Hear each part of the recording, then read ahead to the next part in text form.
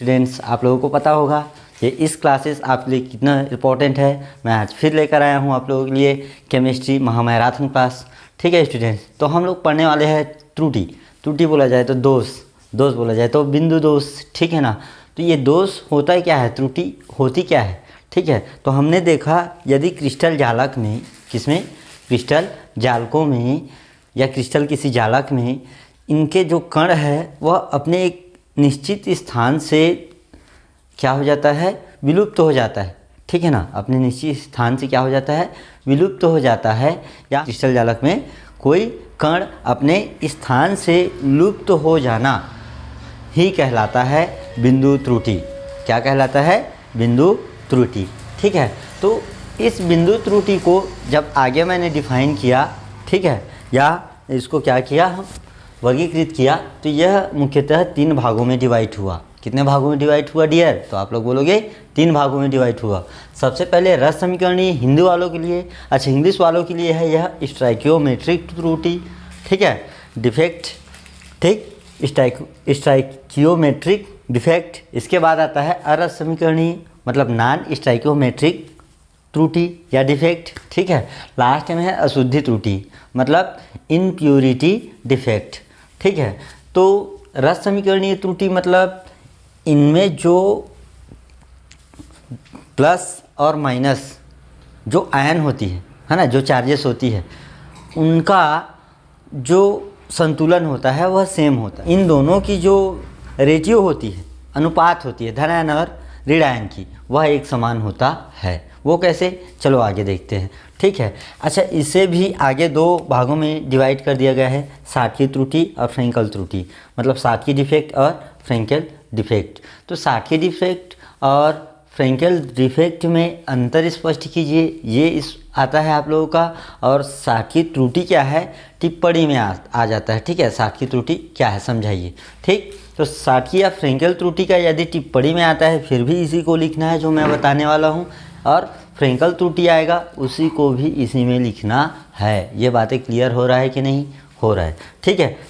सबसे पहला सातकी त्रुटि, कौन सी त्रुटि, सातकी त्रुटि। सातकी त्रुटि में धन आयन और ऋण आयन दोनों एक अपने स्थान छोड़कर, है ना, कहाँ से, क्रिस्टल जालक से बाहर हो जाते हैं, ठीक। सातकी त्रुटि वह त्रुटि जिसमें एक धन आयन और एक ऋण आयन अपना स्थान छोड़कर क्रिस्टल जालक से बाहर निकल जाते हैं, ठीक है, वह कहलाता है सातकी त्रुटि। इससे होता क्या है, इससे उनका जो क्रिस्टल जालक का घनत्व है वह कम हो जाता है, ठीक है। और यह त्रुटि उच्च समन्वय संख्या वाले किस में देखने को मिलता है, क्रिस्टल जालक में देखने को मिलता है, ठीक है ना। और जिसमें धन आयन और ऋण आयन दोनों बराबर होता है, ठीक है।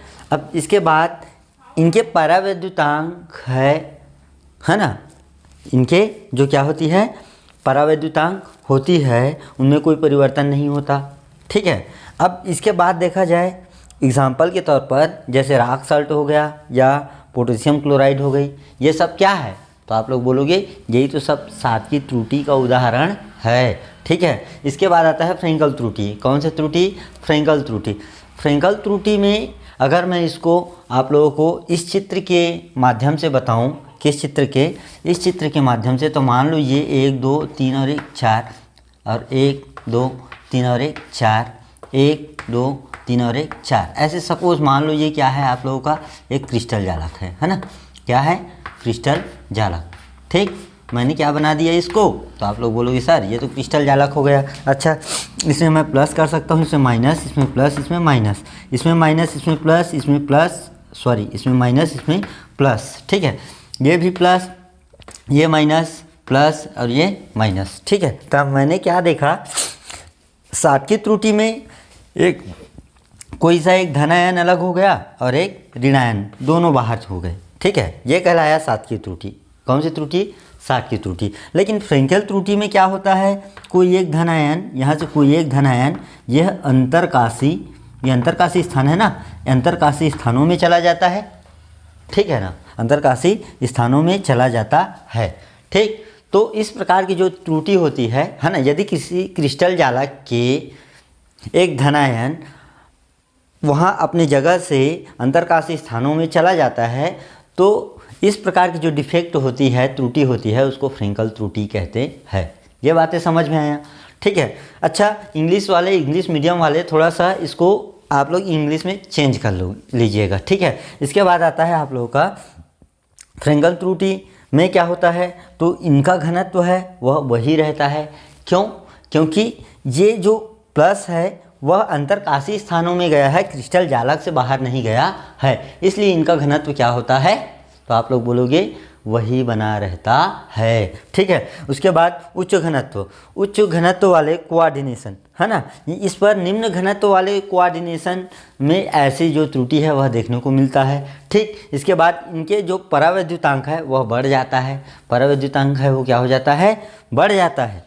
क्या हो जाता है डियर, तो आप लोग क्या बोलोगे, परावैद्युतांक का मान बढ़ जाता है। ठीक है। अब इसके बाद AgCl, मतलब AgCl और जिंक सल्फाइड, ये इनका क्या है, तो इसका उदाहरण है। ठीक है ना। AgCl मतलब सिल्वर क्लोराइड। बातें समझ में आ रहा है ना, है ना। तो हमने क्या देखा, सार्की त्रुटि और फ्रेंकल त्रुटि में, यदि ये किसी क्रिस्टल जालक में प्लस और माइनस दोनों, है ना, जो आयन हैं एक साथ बाहर निकल गए तो वह सार्की त्रुटि आया, और प्लस आयन अंतरकाशी स्थानों में चला गया, यही किसी क्रिस्टल जालक के ही अंदर, तब यह कहलाया क्या, फ्रेंकल त्रुटि।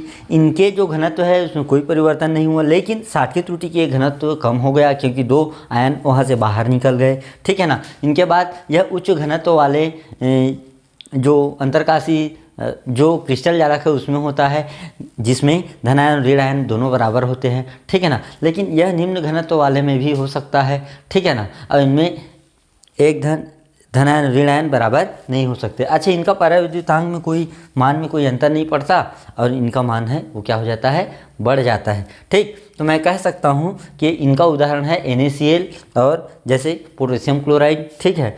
रॉक साल्ट, अच्छा इसमें क्या है, AgCl और जिंक सल्फाइड। ये बातें क्लियर हो गया होगा। ठीक। चलिए, इनके बाद आते हैं अरस समीकरणी। अरस समीकरणी जिसमें ना प्लस और माइनस दोनों का जो रेशियो होता है, प्लस आवेश, धनायन और ऋणायन दोनों की जो अनुपात होती है वह बराबर नहीं होता। ठीक है। बस इतना ही देखना है इसमें, और कुछ नहीं। आगे जो क्लास है उसमें आप लोग पढ़ने वाले हो, अभी 10th में हो, 12th में हो, तो 12th जैसे ही पढ़ना है आप लोगों को। ठीक है। इसके बाद अशुद्धि त्रुटि। कौन सी त्रुटि, अशुद्धि, मतलब इम्प्यूरिटी डिफेक्ट। कहने का मतलब ये है कि यदि हमारे जालक में या क्रिस्टली जालक में क्या हो जाती है, मल इत्यादि की त्रुटि हो जाती है ना, अशुद्धियों की त्रुटि हो जाती है, तब हम कहते हैं इसको अशुद्धि की त्रुटि। अच्छा, ये भी दो प्रकार के होते हैं, देखिए, उदासीन परमाणु पर त्रुटि, है ना, और दूसरा आयनों में अशुद्धियों पर। ठीक। तो दो प्रकार की त्रुटि देखने को मिला। तो उदासीन परमाणु पर त्रुटि, यह आप लोगों का महत्वपूर्ण क्वेश्चंस बनता है। कहाँ से, N टाइप और P टाइप। ठीक है। तो जैसे उदासीन परमाणु हम देखते हैं तो इनमें N टाइप और P टाइप के हमको क्या दिखाई देता है, अर्धचालक दिखाई देता है। अच्छा, तो अर्धचालक क्या है, सेमीकंडक्टर। तो सेमीकंडक्टर वह ना तो क्या होता है, कंडक्टर, है ना तो वो क्या होता है, आप लोग क्या बोलोगे, सेमीकंडक्टर। ना ही चालक होता है, ना ही कुचालक होता है, वह दोनों के बीच की कड़ी होती है। हाँ, उसमें यदि उसके तापमान में या उसमें अशुद्धि मिला दिया जाए, जिसे डोपिंग कहते हैं, है ना, ये क्रिया कराई जाती है तो वह चालक की भांति व्यवहार करने लगता है ना। ठीक। तो यहाँ से हमको डोपिंग का भी परिभाषा मिल गया कि डोपिंग क्या है। तो अर्धचालक में, है ना, अशुद्धि की अति अल्प मात्रा मिलाकर उसको चालकता की उनकी भौतिक गुणों में या उनके रासायनिक गुणों में, दोनों दृष्टि से देखा जाए, में परिवर्तन करना ही क्या कहलाता है, डोपिंग कहलाता है। ठीक है। तो डोपिंग क्रिया कराने से पहले हम लोग N टाइप और P टाइप के अर्धचालक देखते हैं, है ना। कौन से चालक, N टाइप और P टाइप के। तो N टाइप के सेमीकंडक्टर क्या कहलाएंगे, तो टाइप के अर्धचालक मतलब यदि मैं 14वें समूह के तत्व जैसे सिलिकॉन और जर्मेनियम में, है ना, 15वें समूह के तत्व जैसे फास्फोरस या आर्सेनिक, इनको जब मैं मिलाता हूँ तो जो अर्धचालक हमारा बनता है वह कहलाता है आप लोगों का क्या, तो बोलोगे एन टाइप का अर्धचालक, एन टाइप का अर्धचालक।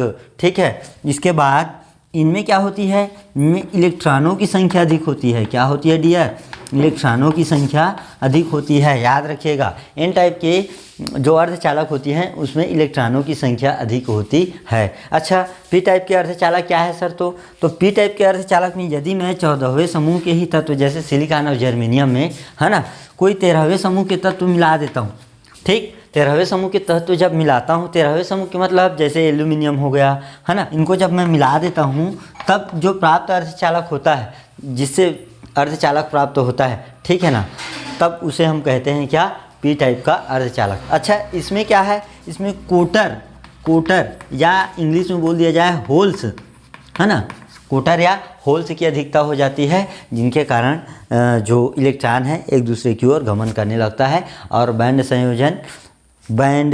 संयोजी ये सब जो एक परत होती है, ठीक है ना, उसमें क्या करता है, ये गमन करता है। ये आप लोगों की फिजिक्स में भी है, फिजिक्स को जब पढ़ेंगे तो ये पूरा कंसेप्ट क्लियर हो जाएगा। तो आप लोग एक बात याद रखिएगा, एन टाइप के अर्धचालक और पी टाइप के अर्धचालक किसे कहते हैं और उनमें अंतर क्या है, ये बातें आप लोगों को समझ में आ गया होगा। अच्छा, आयनों में अशुद्धि पर को भी नहीं पढ़ना है, इतने इम्पोर्टेंट नहीं है, ठीक है। तो मैं आप लोगों को बस ये इसके माध्यम से बता दिया हूँ। एक बार आप क्या कर दीजिएगा, पूरा बिंदु 2 से वहाँ तक को आप लोग स्क्रीनशॉट ले लीजिएगा। चलिए ले लीजिए, ठीक। फिर मिलेंगे आप लोगों के साथ स्टूडेंट्स नए सिलेबस के साथ, ठीक है। तब तक के लिए अच्छा, चैनल को सब्सक्राइब नहीं करते आप लोग, ये समझ में नहीं आता है ना। चैनल को सब्सक्राइब कीजिए, दबा के लाइक भी कीजिए और साथ ही साथ कमेंट करना ना भूलिएगा, ठीक है ना।